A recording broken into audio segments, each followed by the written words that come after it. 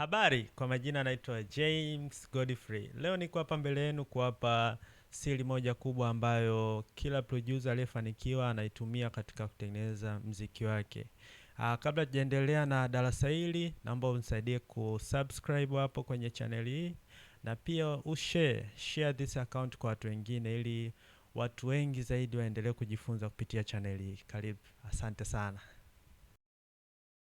Siri moja ambayo producer huwa anaitumia kuhakikisha kwamba ana produce mziki mzuri ni hii hapa. Producer yoyote huwa anahakikisha kwamba anafanya vitu vichache ambavyo vina maana. Kwa nini nasema vitu vichache ambavyo vina maana? Ni kwamba anahakikisha kwamba anachagua sauti ambazo sio nyingi, ni chache ambazo zitasaidia kuleta maana kubwa kwenye wimbo. Kwa nini tunatumia sauti chache? Kwa sababu the more unavyoendelea kutumia sauti nyingi ndo the more unajiongezea kazi mwenyewe kuhakikisha kila sauti inajipa space. Kwa hiyo leo nitatoa mfano kupitia one of my production ambao niliifanya kwenye msimu wa Christmas. Hebu tuisikilize tuone ina sound vipi. Hiyo ni Afro. 1 2 3 go.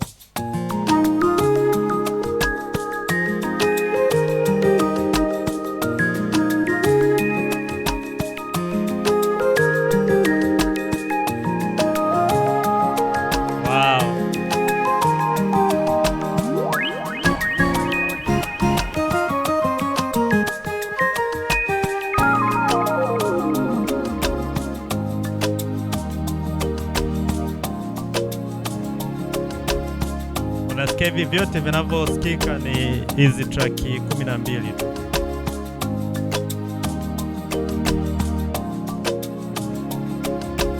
Hapo tunaweka arpeggio, dripping cycle.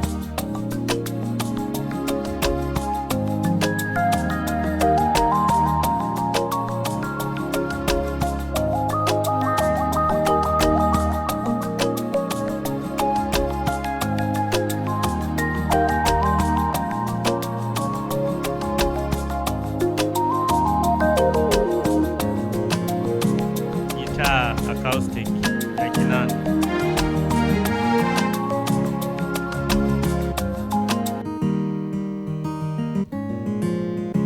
Wow. Strings. Vitu vichache kabisa.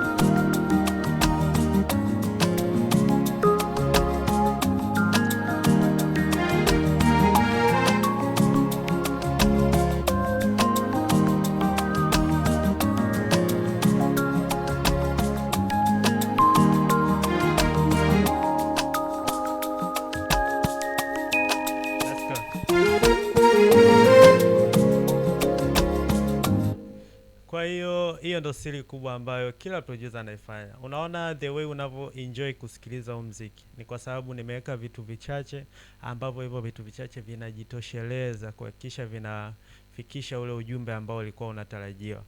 Kwa hiyo kitu cha kwanza ambacho nilihakikisha na kifanya kwa usahihi ni kutengeneza sequencer. Sequencer yangu hii nilitengeneza then nikaibounce ili kupunguza ukubwa wa kazi. Tusikie inavyo sound. 1 2 3 let's go. 1 2 3 let's go. 1 hiyo ni Afro. 3 let's go. 1 2 3 go. Very easy. Baada hapo nikahakikisha naweka gitaa kwa sababu hizi nyimbo za Afro waga ni zaidi more of guitars. Kwa hiyo nikasema naweka gitaa ili ilete ile Afro feel. 1 2 3 guitar. Wow.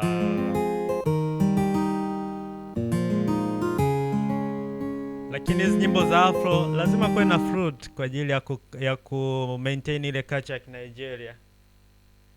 Kwa hiyo tunaenda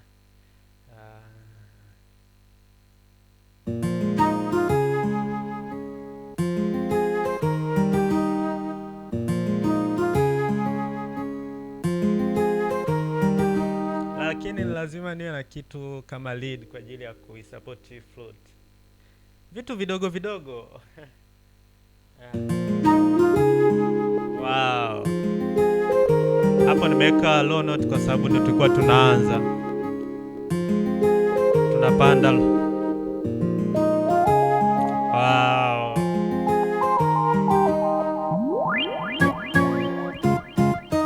Hapo tatarata, una expect kwamba bendi yote hit tatarata. Kwa hiyo lazima tuweke hits kama moja effects kwa ajili ya kuemphasize hiyo detail. Kwa hiyo inakuwa namna hii.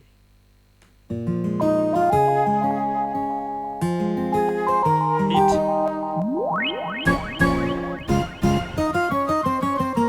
String.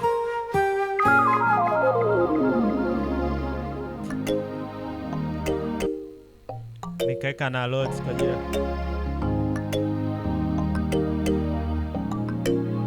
Lakini hivi vyote vinatakiwa vibebwe na pad.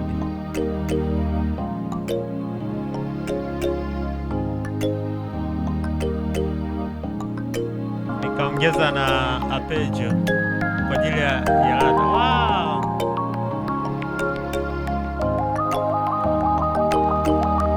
Wow.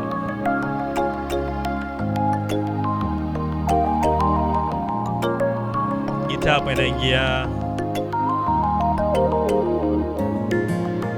Strings, out strings. Keka pamoja na loop.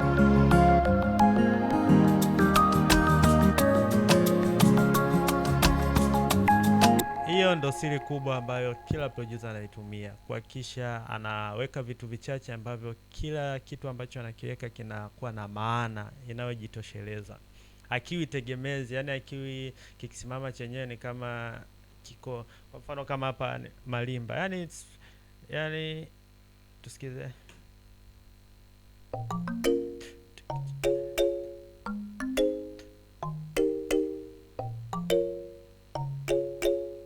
Everything, kila unit hakikisha inajitosheleza.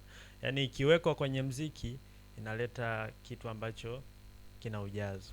Usiweke vitu vingi, hakikisha tu unaweka vitu vichache ili kupunguza ile load ya stem yako.